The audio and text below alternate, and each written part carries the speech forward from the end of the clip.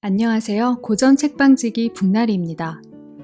요즘 코로나 때문에 많은 분들이 전시회에도 잘 가지 못하고 계시는데요.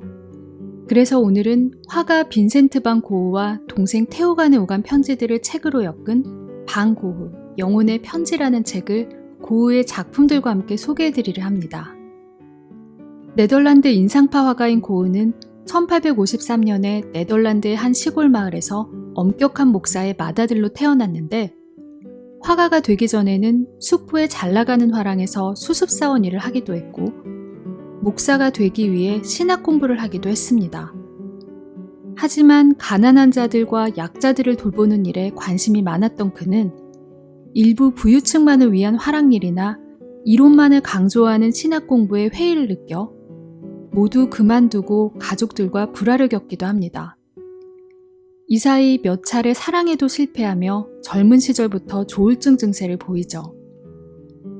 그는 29살에 본격적으로 전업화가의 길에 들어섰고 37살에 자살로 생을 마감할 때까지 단 한 점의 유화 그림만을 팔며 고독하고 가난한 삶을 이어갔습니다. 그럼에도 불구하고 고흐의 동생 테오는 계속해서 형에게 작품 활동에 대한 용기와 경제적 후원을 제공한 영혼의 동반자였는데요. 이 작품은 두 사람이 주고받은 약 700통의 편지를 책으로 엮은 작품으로 고흐가 삶과 사랑과 예술에 대해 갖고 있던 진지한 성찰이 담겨 있습니다. 그럼 먼저 고흐가 본격적으로 그림을 그리기 시작한 1881년으로 가보시겠습니다. 화랑일과 신학교 공부를 모두 중도에 포기하고 전도사로 벨기에 탄광 지역인 보리나주로 온 고흐는 가난하고 미래가 보이지 않는 외로운 생활을 하게 되는데 남동생 테오에게 새들이 털갈이 계절에 자신의 깃털을 잃어야 하듯 자신도 실패를 거듭하는 불행하고 힘겨운 시기를 겪고 있다고 말합니다. 하지만 털갈이를 마치고 새롭게 태어날 수 있을 거라는 믿음을 잃지 않으며 독학으로 데생 연습을 시작합니다. 그러던 중 그는 사촌 K에게 사랑을 고백했다 실연을 당하고 실연의 상처를 잊기 위해 더욱 그림 그리는 일에 몰두합니다. 그러다 테오에게 전업 화가의 길을 걷겠다고 선언하고 테오는 그를 경제적으로 도와줄 것을 약속합니다. 초창기의 고흐는 농촌 화가의 선구자인 밀레를 존경해서 그와 같이 농부들의 삶을 그리는 화가가 되기를 꿈꿨습니다. 그래서 더욱 본격적으로 그림을 공부하기 위해 네덜란드 헤이그로 가서 안톤 모베라는 유명한 화가의 사사를 받게 됩니다.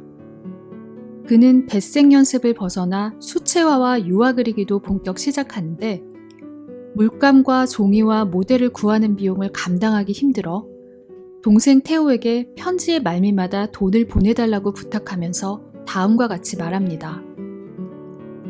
날 믿어라. 하루 종일 지칠 정도로 꾸준히 그림을 그리고 있다. 그것도 아주 기쁘게 말이다. 이 무렵 그는 가난한 사람들과 소외받은 사람들의 모습 속에 장엄한 바다 같은 깊이가 있다고 생각하며 그들을 즐겨 그렸는데 어느 날 매춘부 시엔을 모델로 데려와 그림을 그리다가 그녀와 사랑에 빠져 동거를 하게 됩니다. 이 때문에 가족과도 등을 돌리고 스승인 모베에게조차 타락했다는 비난을 받으며 절교당하고 맙니다. 하지만 사람은 사랑 없이는 결코 살 수 없다고 생각했던 고흐는 시엔의 사랑을 통해 자신이 더욱 안정적으로 그림을 그리게 되었다며 동생 테오에게 이렇게 말합니다. 사랑은 우리가 더 많은 것을 받아들일 수 있도록 해준다. 바로 그런 방식으로 우리는 자기 일에 더 적합한 사람이 되어간다. 고흐는 자신의 목표는 사람들을 감동시키는 그림을 그리는 것이라며 테오에게 이렇게 말합니다. 인물화나 풍경화에서 내가 표현하고 싶은 것은 감상적이고 우울한 것이 아니라 뿌리 깊은 고뇌다. 내 그림을 본 사람들이 이 화가는 깊이 고뇌하고 있다고, 정말 격렬하게 고뇌하고 있다고 말할 정도의 경지에 이르고 싶다. 이를 위해 고흐는 규칙적이고 성실하게 노동자 같은 자세로 그림을 그리겠다고 다짐합니다. 그는 매일 새벽 4시에 잠에서 깨 창가에 앉아 일터로 나서는 사람들이나 들판에서 커피를 끓이는 농부들을 스케치하고, 낮에도 하루 종일 들판에 나가 풍경과 농부들을 관찰하며 먹고 마시는 시간까지 아껴가며 녹초가 될 때까지 그림을 그립니다.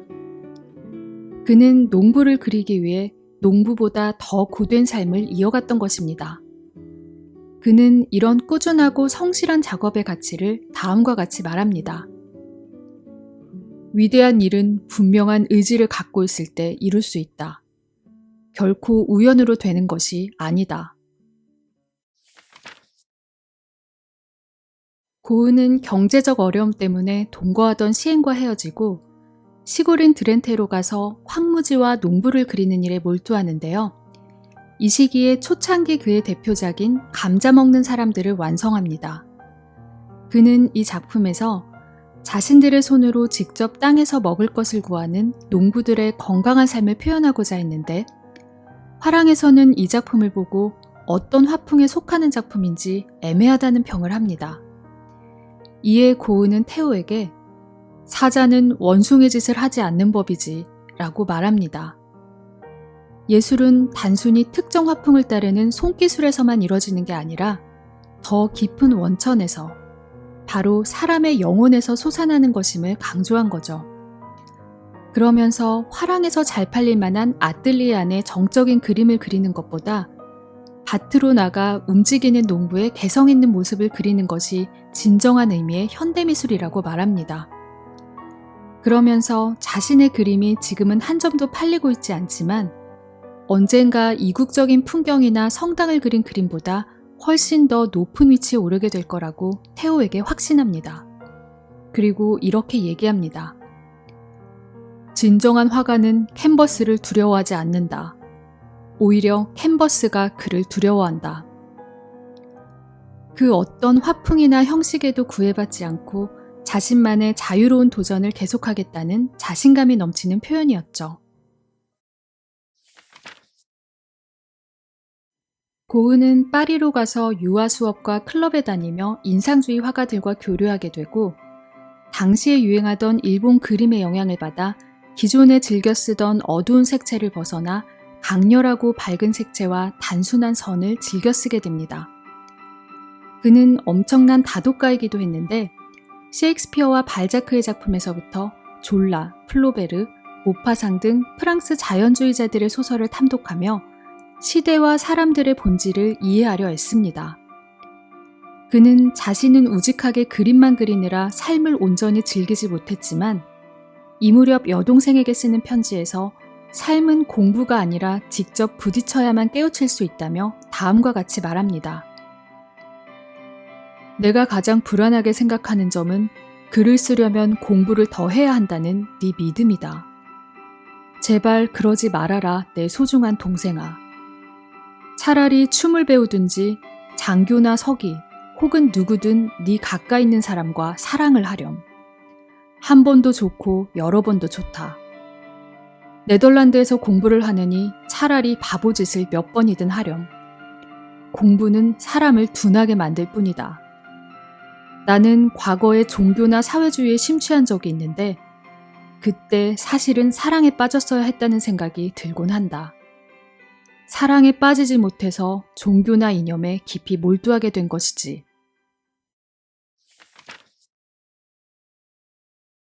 색채에 빠진 고은은 더욱 강렬한 색채를 찾아 프랑스 남부의 아를로 갑니다. 그는 가난 때문에 제대로 먹지 못하고 그림만 그려댄 탓에 건강이 악화되고 발작도 더욱 자주 찾아왔지만 계속해서 손에서 한시도 붓을 놓지 않습니다. 그는 태호에게 그림 그리는 일은 힘든 노동과 딱딱한 계산을 병행하는 일이라 작품 중에는 무대에서 어려운 배역을 맡은 배우처럼 극도로 긴장하게 되고 단 30분 동안 수만 가지 생각을 해야 한다며 작업의 고단함을 토로하기도 합니다. 이 무렵 그는 자신처럼 가난하고 외로운 화가들이 작업을 포기하지 않을 기반을 마련하기 위한 공동체를 꾸리고 싶어 했는데 화가들이 공동체 생활을 하며 그림을 판 돈을 서로 나눠 가지면 거대 화실로부터 화가들의 독립성도 유지하며 생계와 지속적인 활동을 보장할 수 있을 거라 생각했죠. 그래서 그는 아르레 노란집을 아틀리에로 꾸며 화가 공동체의 거점으로 삼기 위해 친한 친구인 고갱을 부르고 두 사람은 그곳에서 2달 정도 함께 생활하게 됩니다. 고은은 고갱과 함께 작업하며 느끼는 평온함을 동생 테오에게 이렇게 써보냅니다. 지금 이곳은 바람이 불고 비가 온다. 혼자가 아니라서 정말 다행스럽구나. 하지만 둘 다 워낙 개성이 강한 탓에 예술을 보는 관점과 생활 방식의 차이로 갈등을 빚다가 결국 크게 다툰 후 고갱이 노란집을 떠나버립니다. 이에 충격을 받은 고은은 발작을 일으켜 자신의 귀를 자르는 자해소동을 벌이고 결국 요양소에 입원하게 됩니다. 이런 풍파를 겪었지만 아르레에서 그는 여러 명화들을 탄생시킵니다. 오늘날 우리에게 너무나 잘 알려진 별이 빛나는 밤도 아르레에서 탄생하죠. 그는 밤하늘의 별을 바라보며 다른 도시에 가려면 기차를 타야 하는 것처럼 별까지 가기 위해서는 죽음을 맞아야 한다고 생각합니다. 그는 늙어서 평화롭게 죽는다는 건 별까지 걸어가는 것이라고 생각하며 이 작품을 완성하는데요. 평생을 가난과 질병에 시달리던 고흐가 죽음을 평화롭고 아름답게 승화시킨 작품이자 우주와 인간을 정답게 맺어주는 작품인 것 같습니다. 고흐는 유난히 밤 풍경이나 밤이 주는 느낌을 좋아해서 밤의 카페 테라스라는 작품도 그렸고 자신의 방을 그리면서 가구들을 완강한 선으로 표현하는데 이는 휴식을 침해받고 싶지 않은 화가의 완강한 마음을 표현한 것이라고 합니다. 또 고갱과 함께 지낼 노란집을 장식하기 위해 그 유명한 해바라기 연작 그림을 그리기도 했죠. 이런 명화들이 쏟아지는데도 고흐의 그림은 계속 팔리지 않았고 고흐는 테오가 자신에게 투자한 것을 회수하지 못하는 것에 대해 자책감에 시달립니다. 그럼에도 불구하고 그림을 손에서 놓아버리면 모든 삶의 의지와 희망을 놓게 될 것 같아 계속해서 그릴 수밖에 없다고 말하죠. 테오는 내가 형에게 원하는 건 형이 아무런 근심 없이 계속 그림을 그리는 거야 라며 묵묵히 응원해줍니다. 평생 지독한 가난과 외로움 속에 지치지 않고 그림을 그린 고흐도 위대하지만 형을 묵묵히 도우며 후원해준 테오도 정말 위대한 동반자였다는 생각이 듭니다. 고흐가 요양원에 들어가 있던 즈음 별이 빛나는 밤과 붓꽃이 파리 살롱에 전시되어 좋은 평가를 받고 고흐의 작품은 동료 화가들 사이에서도 높은 평가를 받게 됩니다. 또 붉은 포도밭이란 유화 그림이 400프랑에 팔려 테오가 기쁜 마음으로 형에게 이 소식을 전하기도 하는데 이것이 고흐 평생 유일하게 팔린 유화 작품이었습니다. 하지만 발작이 더욱 심해져 가던 고흐는 영혼의 동반자인 테오와 돈 문제로 크게 다툰 후 오베르란 시골 마을에서 권총 자살로 생을 마감하고 맙니다. 그리고 테오도 고흐가 죽은 지 6개월 후 갑자기 건강이 악화돼서 33살의 나이로 숨을 거두고 테오의 유해는 형의 무덤 옆에 안치됩니다. 아마도 고흐와 테오는 반짝이는 별까지 걸어가는 길목을 함께 할 수 있었겠죠.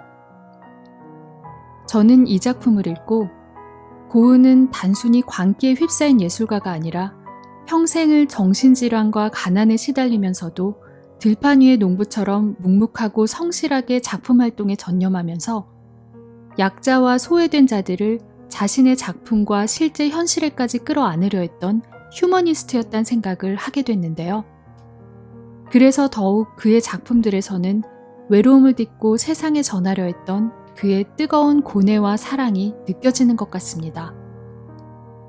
오늘 고흐의 이야기와 작품이 마음에 드셨으면 좋아요와 구독 꾹 눌러주시고요.